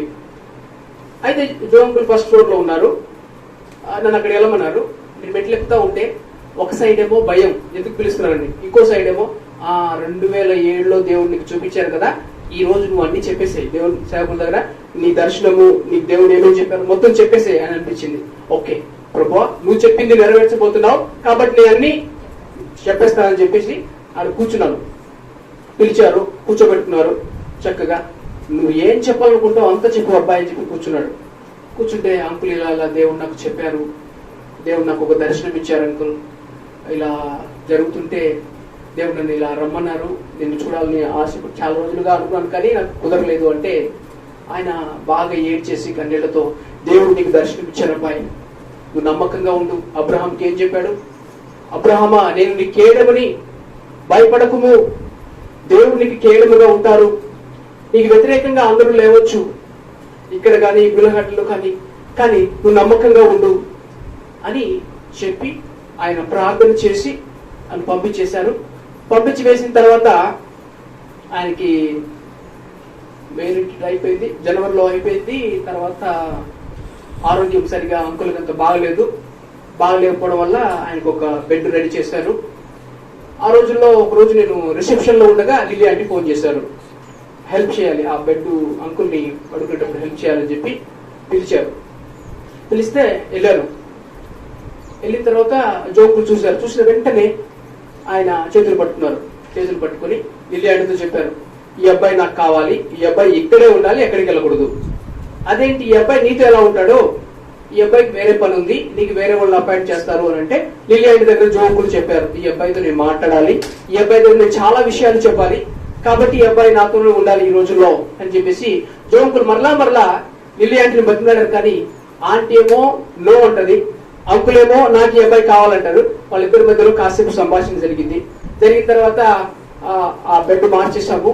అయిపోయిన తర్వాత నేను వచ్చేసాను. నెక్స్ట్ రోజు వేరే వాడిని అపాయింట్ చేసేసారు. సరే దేవుడు నన్ను పిలిచారు కదా, దేవుని సేవకుల దగ్గర ఉండే అవకాశాన్ని కూడా లిల్లీ ఆంటీ కాదన్నారంటే అప్పటికి నా గురించి కొంచెం నెగిటివ్ గా వెళ్ళడాన్ని బట్టి ఆంటీకి నేనంటే ఎంత అంకుల్ చెప్పినా కూడా ఆంటీ ఏం చెప్తే అదే జరుగుతుంది అనమాట. సో ఆంటీ ఆ పర్మిషన్ ఇవ్వలేదు. సరే అయిపోయింది అనుకున్నాను. అయిపోయిన తర్వాత ఇక అంకుల్ని కలిసే ఛాన్స్ ఉండదా అని అనుకుంటున్న సమయంలో ఆయన బాగలేని సమయంలో విజయ హాస్పిటల్ తీసుకెళ్లారు. విజయ హాస్పిటల్లో ఉన్నారు చనిపోక ముందు. ఒకసారి విజయ హాస్పిటల్లో ఉన్నప్పుడు సడన్ అక్కడ డ్రైవర్ అంటే అంకుల్ తీసుకురావడానికి కార్ తీసుకెళ్ళాలి కదా, ఆ అన్న నన్ను రమ్మన్నారు. జోగారి నువ్వు రా, ఇప్పుడు ఛాన్స్ ఉంటుంది అని చెప్పి తీసుకెళ్లారు. తీసుకెళ్లిన తర్వాత లిల్లీ ఆంటీ నన్ను చూశారు, నువ్వు ఎందుకు తీసుకొచ్చావు ఈ అబ్బాయిని చూస్తే ఆయన వదలదు అనగానే జోంకులు అక్కడ వెళ్ళంగానే కూర్చోబెట్టుకొని క్రైస్ట్ విక్టర్ ఇచ్చారు. చదువు అబ్బాయి, నువ్వు చదవాలి, నేను వినాలి, బాగా పెద్దగా చదవాలి, ఈ రూమ్ లో వినబడాలి అని చెప్పేసి చెప్పారు. నేను చదివాను, ఆయన విన్నారు. విన్న తర్వాత అబ్బాయి అయిపోయింది, అబ్బాయి నువ్వు వెళ్ళాలి అబ్బాయి అని చెప్పి లిల్లీ ఆంటీ చెప్తుంది. ఆయన చేతులు పట్టుకున్నారు. అంటే నాకు ఈ దేవుడు ఇటువంటి కృప ఇస్తారని అందరూ అనుకోవాలి. అంటే అక్కడ నాకు హెల్ప్ చేయాలన్నప్పుడు కూడా జోంకులు చెప్పిన మాటలు ఏంటంటే, రెండు చేతులు పట్టుకొని నువ్వు ఫెలోషిప్ ని విడిచిపెట్టొద్దు, నువ్వు వెళ్ళొద్దు, నీ పరిస్థితులు వస్తాయి, నీకు అందరూ వ్యతిరేకం అవుతారు, నువ్వు వెళ్ళొద్దు అని చెప్పినా కూడా లిల్లీ ఆంటీని పంపించేశారు. నేను వచ్చేసాను. ఇక్కడ విజయ హాస్పిటల్లో కూడా చివరికి రెండు చేతులు పట్టుకొని, అబ్బాయి నేను నీకు సహాయం చేద్దాం అనుకున్నాను కానీ నేను సహాయం చేయలేదు అంటే అప్పటికి ఆయన కాళ్ళు చేతులు ప్రతిదీ కూడా తీసుకెళ్ళాలి. అంటే దేవుడు నాకు ఆ కృపను కూడా ఇచ్చారు. అంటే ఆయన అలా మోసుకొని బాత్రూమ్ తీసుకెళ్ళడము, హాస్పిటల్లో అటువంటి కృపను కూడా ఇచ్చారు. సరే ఆయన చిప్పల్లో రెండు చేతులు పట్టుకొని నేను నీకు సహాయం చేయలేకపోయిన అబ్బాయి నన్ను క్షమించు అని చెప్పేసి ఆయన ఏడ్చేశారు. నాకు చాలా బాధ అనిపించింది. ప్రాణం పోయినా పర్లేదు, ఇక్కడే ఉంటా, నన్ను ఎవరు ద్వేషించినా ఎవరు కొట్టినా, ఈవెన్ జోకులు బాడీ ఎక్కడ పడినప్పుడు కూడా నన్ను కొట్టారు పంపించేయాలని, అయినా కూడా నేను ఎక్కడే ఉన్నాను, పర్లేదు, దేవుడు నన్ను, దేవుని సేవకులు ఉన్నారు కదా, దేవుని సేవకుల కోసమే ఇక్కడికి వచ్చాను, మనుషుల కోసం కాదనుకుని అక్కడ ఉన్నాను. అయితే 2014 అంకులు చనిపోవడము, 2015లో నాకు దేవుడు దర్శనం ఇచ్చారని చెప్పాను కదా, విల్సన్ అంకుల్ దగ్గర ఉండాలని ప్రార్థన చేసేటప్పుడు ఫోన్ కాల్ వచ్చింది అంకుల్ దగ్గరికి వెళ్ళాలని. సరేనా అప్పుడు చాలా మందిని అక్కడ అపాయింట్ చేయాలని ట్రై చేశారు, ఏమి కుదరలేదు. చివరికి మీరే అక్కడ ఉండాలి, విల్సన్ గారి దగ్గర ఉండాలి అన్నారు హెడ్ క్వార్టర్ లో. అక్కడ కొన్ని రోజులు ఉన్నాము, ఆంటీకి బాగాలేదని చెప్పి సేలం తీసుకెళ్లారు. అయితే దేవుడు నాకు ఇచ్చిన కృప ఏంటంటే ప్రార్థన చేయడాన్ని బట్టి ఒక 14 నెలలు సేలంలో విల్సన్ పాల్ అంకుల్తో పాటు ఆయన తినే భోజనం తింటూ ఆయన బెడ్ ఇక్కడ ఉంటే నా బెడ్ ఇక్కడ సేమ్ రూమ్ లో ఉండేటట్టుగా చక్కగా మాట్లాడుకోవడానికి, ప్రార్థించుకోవడానికి, తర్వాత ఆయన దగ్గర ఉన్న కొన్ని విషయాలు నేర్చుకోవడానికి, అన్ని విషయాల్లో ప్రభు నాకు సహాయం చేశారు. అంటే దేవుడు చెబితే చేస్తారు, కాకపోతే టైం తీసుకుంటుందని నా జీవితంలో నేను గ్రహించాను. అక్కడ 16 నెలలు ఉన్న తర్వాత సేలంలో మళ్ళీ నన్ను హెడ్ క్వార్టర్ పంపించారు. హెడ్ క్వార్టర్ పంపించిన తర్వాత మ్యారేజ్ కోసం ప్రార్థన చేయమన్నారు. నేను నార్మల్ గా ప్రార్థన చేసుకుంటా ఉన్నాను. అప్పటికే ప్రపోజల్ అందరికి ఇచ్చేశారు. 2017లో మార్చి 18వ తారీఖున, ఆ రోజుల్లో నేను చదివేది ఏంటంటే సామెతల గ్రంథము రోజుకొకటి చదివేవాడిని. రోజుకొకటి సామెతల గ్రంథం చదివేవాడిని. 18వ తారీఖున మార్చి మాసము 2017లో నేను ఉదయకాలం 5 గంటల సమయంలో చదివినప్పుడు సామెతల గ్రంథం 18వ అధ్యాయం 22వ వచనంలో ఒక మాట రాయబడి ఉంటుంది. భార్య దొరికిన వానికి మేలు దొరికెను, అట్టివాడు యెహోవా వలన అనుగ్రహము పొందినవాడు. భార్య దొరికిన వానికి మేలు దొరికెను. మేలు దొరికెను, అట్టివాడు యెహోవా వలన అనుగ్రహము పొందినవాడు. అప్పుడు దేవుని వలన నేను కృపను పొందుకుంటాను. నాకు భార్య ఈ రోజు దొరుకుతుందా అని నేను జస్ట్ మనసులో అనుకున్నాను, ప్రార్థన చేశాను, విడిచిపెట్టాను. ప్రభువా నీ చిత్తం అయితే ఈరోజు చెప్తారు అంటే అప్పటికి 6గురికి పెళ్లి ఫిక్స్ అయిపోయింది, అన్ని అయిపోయింది అని చిన్న ప్రార్థన చేసుకున్నాను. ఉదయం ప్రార్థన చేశాను. మధ్యాహ్నం 12 నుంచి 1 గంట లోపు నా లిల్లీ అంటే పిలిచారు. పిలిచి నార్మల్ గా ప్రపోజల్ ఇస్తారు, పలానా అమ్మాయి కోసం ప్రార్థన చేయండి, పలానా అమ్మాయి అంటారు. దాన్ని పిలిచిన వెంటనే అబ్బాయి కొన్ని స్కూల్లో మ్యాథ్స్ చెప్తారు, అబ్బాయి అమ్మాయి నీ భార్య అన్నారు. నాకు అర్థం అవలా. అదేంటి అమ్మాయి నీ భార్య, నువ్వు బిలగడల్లో ఉండాలి, అమ్మాయిని పెళ్లి చేసుకోవాలి అని యథావిధిగా చెప్పేస్తా ఉన్నారు. అదేంటి ప్రపోజల్, అందరు ఎవరికైనా సరే పిలిచినప్పుడు ప్రపోజల్ ఇస్తారు, ఈ అమ్మాయికి కోసం ప్రార్థన చేయండి, ప్రార్థన చేసి అమ్మాయి ఇష్టమా కాదు చెప్పండి అని చెప్తారు. నాకేమో పిలిచి పలానా చోట అమ్మాయి ఉంది, అమ్మాయి నీ భార్య, అమ్మాయిని పెళ్లి చేసుకోవాలి, నువ్వు ఇక్కడ ఉండాలి బిలగార్డెన్ లో, లేదంటే నువ్వు సర్దుకొని వెళ్ళిపోవాలి అన్నారు. చేసుకుంటే ఈ అమ్మాయిని పెళ్లి చేసుకో, లేదంటే నువ్వు సర్దుకొని వెళ్ళిపోవన్నారు. నాకేం అర్థం అవ్వాల. బయటకు వచ్చాను. ఎందుకని ఎలాంటి ట్విస్ట్ పెట్టారు నాకు? చేసుకుంటే అమ్మాయిని చేసుకోవాలి, లేదంటే వెళ్ళిపోవాలని చెప్పారని నాకు బాగా బాధ అనిపించింది. కానీ పొద్దున చదివాను కదా వాక్యము, ఈ రోజు నాకు భార్య గురించి దేవుడు మాట్లాడారు కాబట్టి నాకు దేవుడు భార్యని ఇస్తారు. కానీ ఆ మాట చెప్పేసరికి నాకు చాలా బాధ అనిపించింది. బాధ అనిపిస్తే దేవుడు సేవకులు చెప్పారు, లేదు ఆమె ఉద్దేశం ఏంటంటే నిన్ను ఇక్కడే కట్టేయడానికి, జో గారు చెప్పారు కదా, ఇక్కడే ఉంచేయడానికి నిన్ను అలా చెప్పారు. నువ్వు బీలగడలో ఉంచడానికి గల కారణం కూడా నిన్నేదో చేయడానికి కాదు, నువ్వు బైబిల్ కాలేజ్ టీచర్ గా ఉంటావు, ఆమె అక్కడ పని చేస్తూ ఉంటారు అన్నారు. సరే మంచి ఉద్దేశం అనిపించింది. నెక్స్ట్ రోజుకి, ఫస్ట్ రోజు దేవుడు మాట్లాడని చెప్పి రాసేస్తున్నాను దేవుడి చిత్తమని. నెక్స్ట్ రోజు నేను లెటర్ రాస్తున్న సమయంలో నా భార్య వచ్చారు అక్కడ, అంటే పేరు మార్చుకోవడానికి అని చెప్పి హెడ్ క్వార్టర్కి వచ్చారు. హెడ్ క్వార్టర్ ఆమె ఎవరు కూడా నాకు తెలియదు. నేను అప్పటికే దేవుడి చిత్తమని చెప్పేశాను. చూడంగానే ఎవరో వచ్చి చెప్పారు, నువ్వు చేసుకోబోయే అమ్మాయి ఈ అమ్మాయి అని. చెప్పిన వెంటనే నాకు చాలా బాధ అనిపించింది. చాలా బాధ అనిపించిపోయి సేవకులు చెప్పారు కదా నాకు, ఎవరైతే చెప్పారో వాళ్ళ దగ్గరికి వెళ్ళి తిట్టేశాను. అదేంటి కావాలని నన్ను అలా చేస్తున్నారా, నాకు పెళ్లి చేసుకోవాలి అని అంటే ఒక్క మాట అంటే చాలు, మా నాన్నగారు నాకు అంటే పెద్ద ఇదే ఉంది అని చెప్పేసి తిట్టేశాను. తిట్టేసిన తర్వాత నాకు మనశ్శాంతి లేదు, అసలు మనశ్శాంతి లేదు. ప్యాక్ చేసుకోవాలా లేదంటే ఉండాలా? ప్యాక్ చేసుకుంటే ఎక్కడికి వెళ్తాను? అప్పటికి ఏంటంటే దేవుని కోసం అని అన్ని వదిలేసుకొని ఎక్కడికి వెళ్లకుండా అక్కడే ఉన్నాను. అలాంటి పరిస్థితుల్లో ఏం చేయాలో తెలియక బాధపడుతూ చిన్న ప్రార్థన చేశాను. ప్రభు నీ చిత్తం అయితే నాకు మనశ్శాంతి కావాలి, ఫస్ట్ కావాల్సింది ఏంటంటే శాంతి కావాలి. నీ చిత్తం అయితే నేను ఐఎమ్ హ్యాపీ, ఎవరన్నా కూడా నేను పెళ్లి చేసుకుంటాను అని చెప్పేసి చిన్న ప్రార్థన చేశాను. దేవుడు నాకు మనశ్శాంతిని ఇచ్చారు. వెంటనే దేవుని సేవకులు ఫోన్ చేసేసి, సారీ అన్నా నేను మిమ్మల్ని తిట్టాను, దేవుడి చిత్తమని దేవుడు నాకు చెప్పారని చెప్పేసి నేను చెప్పిన తర్వాత దేవుడి చిత్తానుసారంగా పెళ్లి చేసుకోవడానికి దేవుడు నాకు కృపనిచ్చారు. ఆ పెళ్లి కూడా జరగడం కూడా 2010 మే 22న నేను బైబిల్ కాలేజీలో జాయిన్ అయ్యాను. 2017 మే 22వ తారీఖున పెళ్లి. అంటే కరెక్ట్ గా 7 సంవత్సరాలు ముగించిన తర్వాత పెళ్లి చేసుకోవడానికి దేవుడు సహాయం చేశారు. అక్కడ పెళ్లి చేసుకున్న తర్వాత నువ్వు హెడ్ క్వార్టర్కి రావాలి, రిసెప్షన్ లో పని చేయాలని చెప్పారు. కొన్ని రోజులు నేను చేసిన తర్వాత అక్కడ కొన్నేళ్ళలో ఉదయాన్నే ఇక్కడ అసెంబ్లీ తీసుకొని మన స్కూల్లో పిల్లలకి 6th నుంచి +2 వరకు ఉంటారు కదా, ఆ పిల్లలకి అసెంబ్లీ క్లాస్ తీసుకొని పొద్దున్నే అక్కడికి రావాలని చెప్పి అలా వెళ్తా ఉన్నాను. అలా వెళ్తా ఉన్న సమయంలో అలా సంవత్సరం అయిపోతా ఉంది. 2018 మీకు అప్పుడు జోపాప కడుపులో ఉంది. 2018లో అక్టోబర్ నవంబర్ చెప్పారు, అక్టోబర్లోనే చెప్పారు, నెలలో ఒక్క ఆదివారము నువ్వు కాళహస్తికి వెళ్ళాలి అని చెప్పారు. అప్పుడు మనకు అక్కడ మందిరం ఉండేది. సరే అని చెప్పేసి నేను ఇక్కడికి వస్తా ఉన్నాను. అప్పుడు ఎంత నవంబరు డిసెంబరు, మళ్ళీ జనవరి ఫిబ్రవరి అయ్యేసరికి మార్చికి లాక్డౌన్ అయింది. ఆ విధంగా ఆ తర్వాత లాక్డౌన్ తర్వాత కూడా వచ్చాను, మనకి గుడ్ ఫ్రైడేకో ఈస్టర్ కొని అలా వస్తా వచ్చాను. అంటే దాదాపు దేవుని కృపను బట్టి ఏంటంటే 2018 నుంచి అప్పుడప్పుడు వచ్చాను, లాక్డౌన్ లో తప్ప వచ్చాను. ఆ తర్వాత మమ్మల్ని ఏం చెప్పారంటే మళ్ళీ స్కూల్ స్టార్ట్ అయిపోయింది. జూన్లో స్టార్ట్ అయిపోయిన కొన్ని రోజుల తర్వాత మీకు మేము సెంటర్ ఇస్తున్నాము, కాళహస్తి వెంకటగిరి సెంటర్ ఇస్తున్నామని చెప్పి పంపించారు. 2 చోట్ల చూసుకోవాలి అని చెప్పి పంపించినప్పుడు మావిడికి డౌట్ అన్నమాట, ఖచ్చితంగా ఏదో కావాలనే చేస్తున్నట్టుగా ఉన్నారు. ఒక చోట ఇచ్చారు అని అంటే ఏదైనా ఉంది, 2 చోట్ల ఇచ్చారంటే ఇదేదో.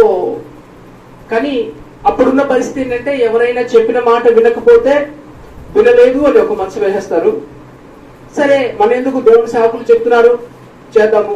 కానీ అప్పటికి నా మనసు అంతా ఏంటంటే ఓకే, దేవుని సేవకులు అని ఇక్కడ ఉండమన్నారు కదా, మళ్ళీ ఇక్కడికే రమ్మంటారు, అక్కడ తీసుకెళ్ళినా కూడా మళ్ళీ తీసుకొచ్చేస్తారు. ఎందుకంటే దేవుని సేవకులు చెప్పారు కదా, వీళ్ళు అప్పటికి లిల్లీ ఆంటీ బతికే ఉన్నారు, ఇప్పుడు కూడా బతుకున్నారు కాబట్టి లిల్లీ ఆంటీకి తెలుసు కాబట్టి మనల్ని ఖచ్చితంగా అక్కడే ఉంచుతారు, అలా ప్రాబ్లం లేదు అని అనుకున్నాం మనసులో. సరే మా ఆవిడ అడిగినప్పుడు అక్కడికి వెళ్తాను కదమ్మా, 3 అక్కలు ఖచ్చితంగా వస్తారు అని చెప్పేసి లలిత అక్క పేరు, లక్ష్మి అక్క పేరు, వాణి అక్క పేరు చెప్పి పర్లేదు అక్కడికి వెళ్తున్నాం కదా దేవుడు చూసుకుంటారు అని చెప్పేసి ఇక్కడికి వచ్చాం.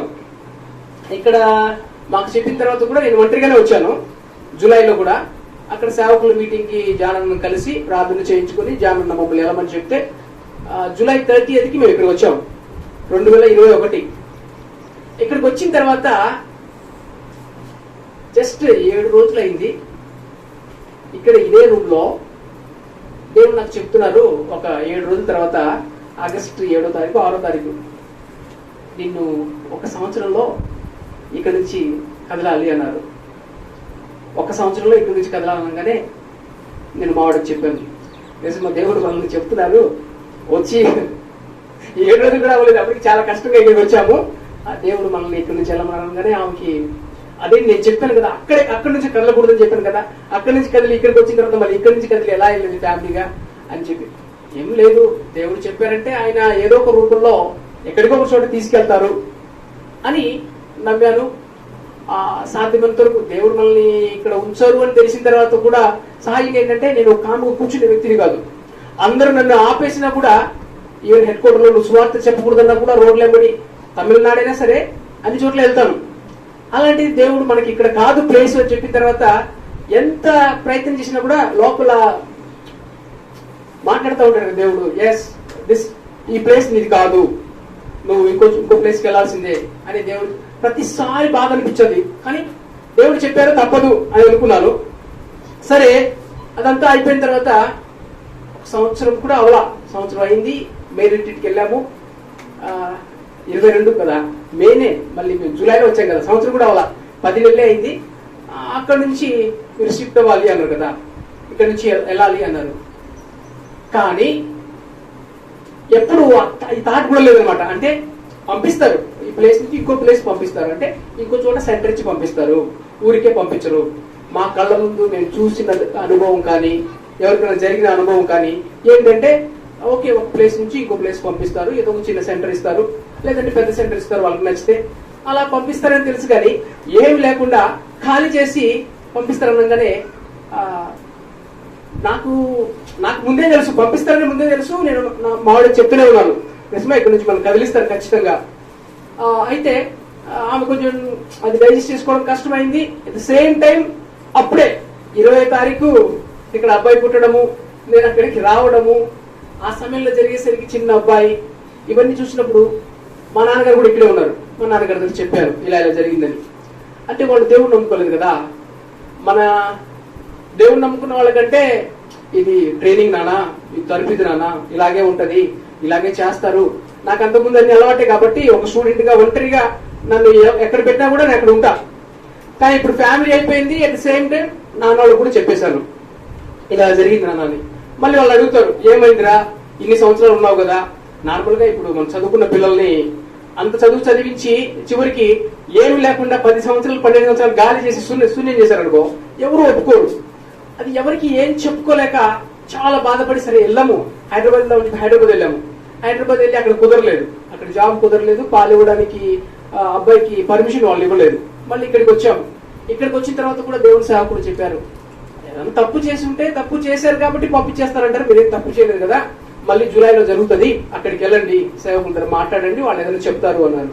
జూలైలో అక్కడ ఎదురు చూశాను, ఏదైనా చెప్తారు అనుకున్నాను, ఏం చెప్పలేదు, అసలు కూడా మాట్లాడలేదు, ప్రార్థన చేసుకున్నాను. అప్పుడు దేవుడు చెప్పారు, ఓకే. జానన్న దగ్గర కూడా చెప్పాను, అన్నా నేను మీ డాడీ చెప్పారు, అందుకనే మీ మమ్మీకి కూడా తెలుసు, కావాలంటే ఇల్లి ఆంటీని అడగండి డాడీ ఏం చెప్పారనేది నా గురించి అని చెప్తే కూడా ఆయన నమ్మలేకపోయారు. ఎందుకంటే ఆయన పరిస్థితి ఏంటంటే ఆయన ఆధారపడాలి, ఆయన ఉన్న పరిస్థితి దాన్ని బట్టి ఆయన ఇలా చెప్పారు. దేవుని సేవకు కూడా చెప్పారు, ఇప్పుడున్న పరిస్థితిని బట్టి ఆయన కూడా చెప్పేవారి మాటే వినాలి కాబట్టి వెళ్ళిపోవడం మంచిదన్నారు. ఇక్కడికి వచ్చాము, ప్రార్థన చేసుకుంటా ఉంటే అప్పుడు దేవుడు ప్రతిరోజు అక్కడ డిస్కరేజ్ లో బాధలో ఉన్నప్పుడు ఏంటంటే, నేను కదా ప్రేమించేది, నేను కదా క్షమించేది, నేను కదా కనికరం చూపించేది, నేను కదా దయ చూపించేది, నువ్వెందుకు బాధపడతావు, నేనుంటే నీకెందుకు బాధ అని దేవుడు ప్రతిరోజు మాట్లాడుతూ ఉంటే, దయా కనికరము, దయా ప్రేమ ప్రతిరోజు మాట్లాడేవాళ్ళు. నేను కొన్నిసార్లు దేవుడు అలా మాట్లాడతారని చెప్పి కొంచెం వాక్యం విందామని చెప్పి కొంతమంది సేవకులు వాక్యం పెడితే అవే మాటలు వచ్చేవి. అవే మాటలు వస్తే ఓకే నువ్వు ఉంటే చాలు ప్రభువా అని చెప్పేసి అప్పుడు స్టార్ట్ చేసాము మేము మర్సిఫుల్ గాడ్ ఫెలోషిప్ అని చెప్పి. అప్పుడు జూలై 30వ తారీఖున దేవుడు మాట్లాడారు. ఆగస్టు 30వ తారీఖున అందరికి చెప్పాను, దేవుడు నాకు ఇలా స్టార్ట్ చేయమన్నారు సేవ అని చెప్పేసి అందరికి చెప్పడం జరిగింది. అది చేసిన తర్వాత కూడా లాస్ట్ ఇయర్ 2022 స్టార్ట్ చేసిన తర్వాత ఎండాకాలం వస్తుంది 23 లాస్ట్ ఇయర్ కూడా నేను చెప్తూనే ఉన్నాను, నిజమో మనల్ని దేవుడు ఇక్కడ నుంచి వెళ్ళమన్నారు కదా, మనం వెళ్ళిపోదాము. ఈవెన్ చాలాసార్లు చెప్తూనే ఉన్నాను, మనం ఇక్కడ నుంచి కదలడమే మంచిది, ఎందుకంటే మన వాళ్ళు బాధపడతారు. మనం ఇక్కడ ఉండే కొద్దీ, అంటే దయచేసి మీరు తప్పుగా అనుకోవద్దు, మనం ఇక్కడ ఉండే కొద్దీ ప్రేమ పెరుగుతుంది, కొంచెం బంధం పెరుగుతుంది, అప్పుడు కదలడం చాలా కష్టం అవుతుంది. ఉండే కొద్దీ ఇప్పుడు తెలిసే కొద్దీ అలాగే అవుతుంది కదా. అందుకని నేను లాస్ట్ ఇయర్ చెప్పాను, లాస్ట్ ఎండాకాలమే చెప్పాను మా ఆవిడ దగ్గర, వద్దమ్మా నాకు కూడా ప్రతి సండే వచ్చిన ప్రతిసారి చాలా బాధగా ఉంటుంది, ఏం ప్రిపేర్ అవ్వాలో తెలియదు, ఏం చేయాలో తెలియదు, బాగా కష్టపడతాను నైట్ లో. సరే దేవుడు మనకు చెప్పింది చేయడము మంచిది, ఆయన ఎక్కడికి వెళ్ళమంటే అక్కడికి వెళ్ళడము మంచిది అని చెబుతూనే ఉన్నాను.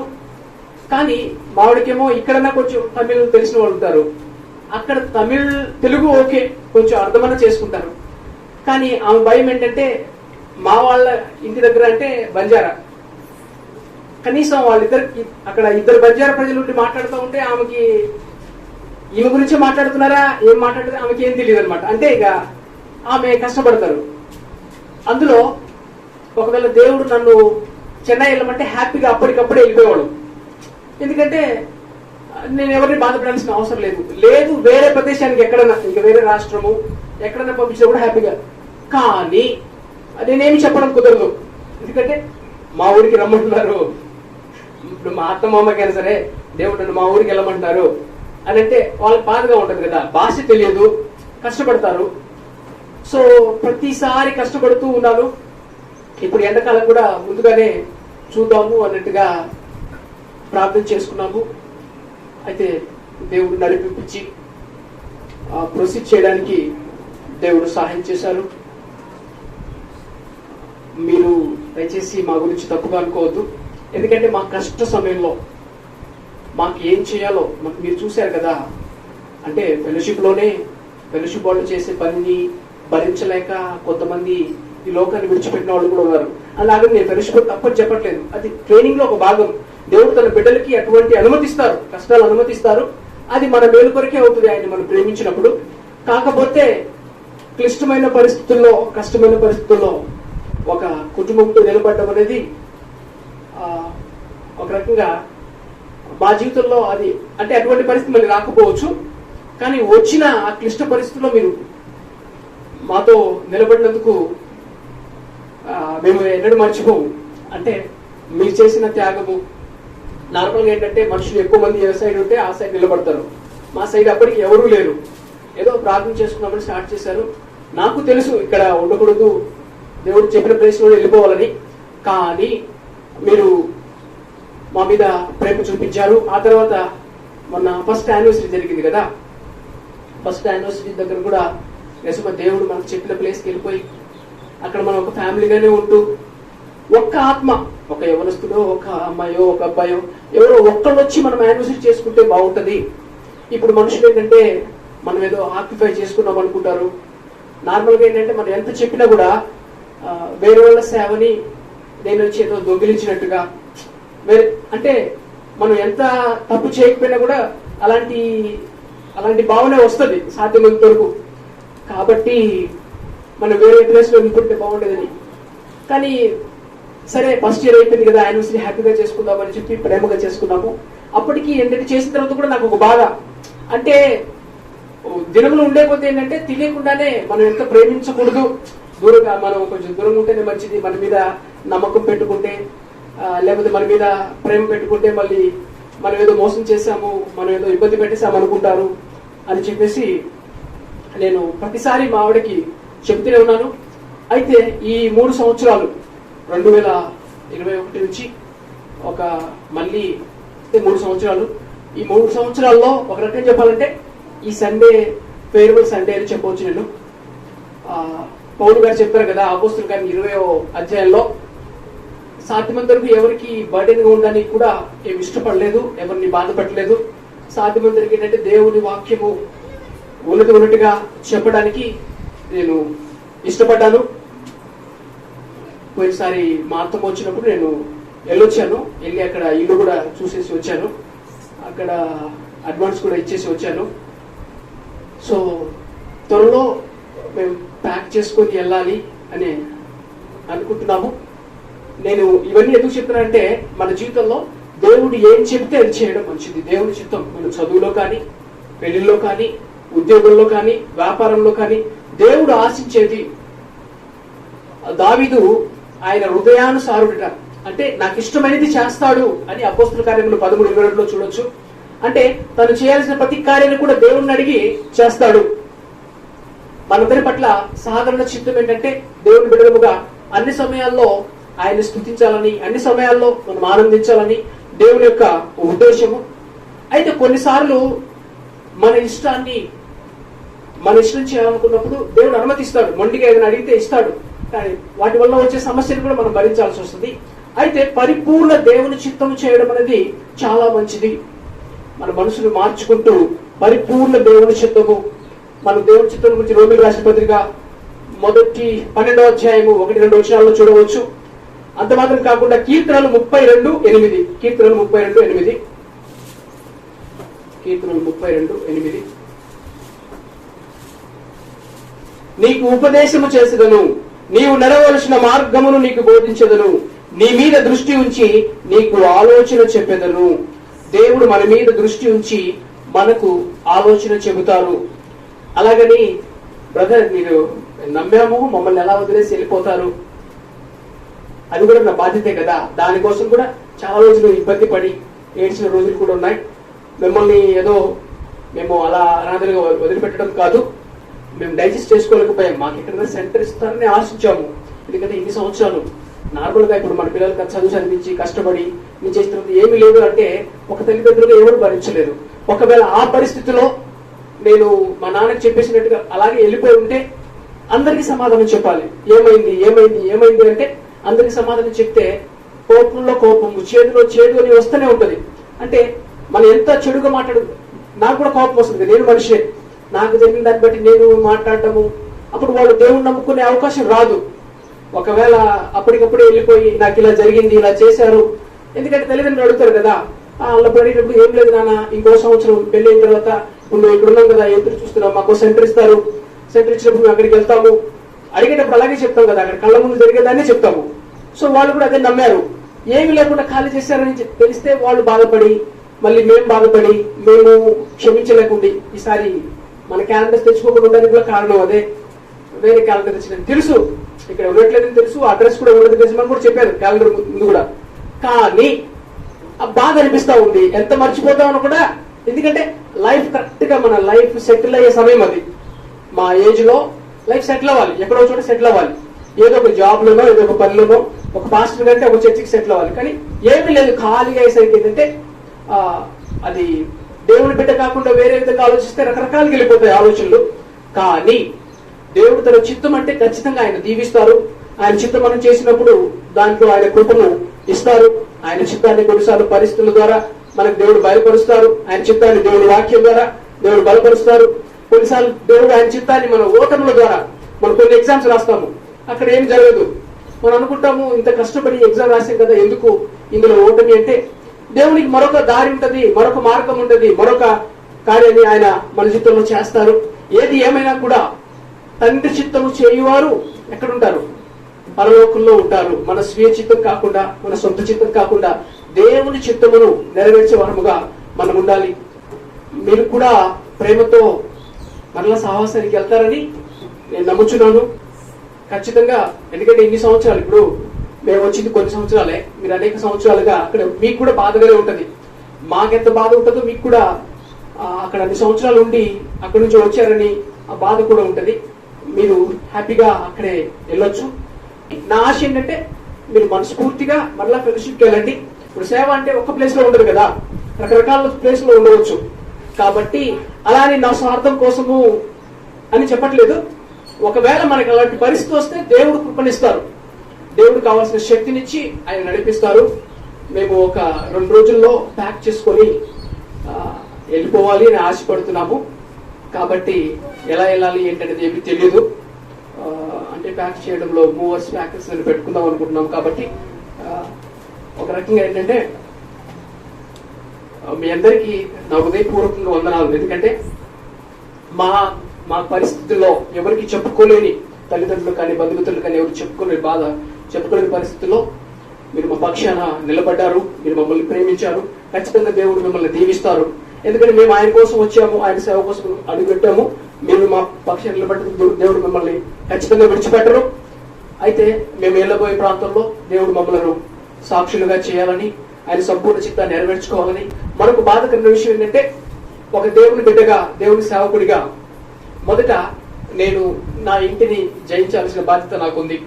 అంటే నాకు మొదటే నార్మల్గా దేవుని సేవకుడు అంటే నేర్పించాలన్నమాట. తన దగ్గరకు వచ్చే యవనస్తులను, దేవుని సేవ చేస్తున్న యవనస్తులకు ఏం నేర్పించాలంటే, మొదట యూదయ, తర్వాత సమరయ, తర్వాత మరొక దేశాల్లో, అంటే నాయన నువ్వు ఫస్ట్ సేవ ఇక్కడ చెయ్యి, నీ తల్లిదండ్రులు బంధుమిత్రుల మధ్యలో, ఆ తర్వాత కొంచెం పైకి, ఆ తర్వాత అలాగా చెయ్యాలి. ఏది ఏమైనా కూడా నాకు ఇచ్చిన దేవుడి దర్శనాన్ని బట్టి అనేకమైన పాఠాలు నేర్చుకోవడానికి దేవుడు నాకు సహాయం చేశారు. కాబట్టి నా గొప్ప ఆశ ఏంటంటే, నా బంధుమిత్రులు నాకు చాలా మంది ఉన్నారు. అంటే చాలా ఊళ్ళే ఉన్నాయి, 100,000 మంది ఉన్నారు. వాళ్ళు ఎవరికి నేర్చుకోబట్టే తెలియదు. నేను అప్పటికి వెళ్ళి నెగిటివ్ గా మాట్లాడితే వాళ్ళు ఎవరు మారరు.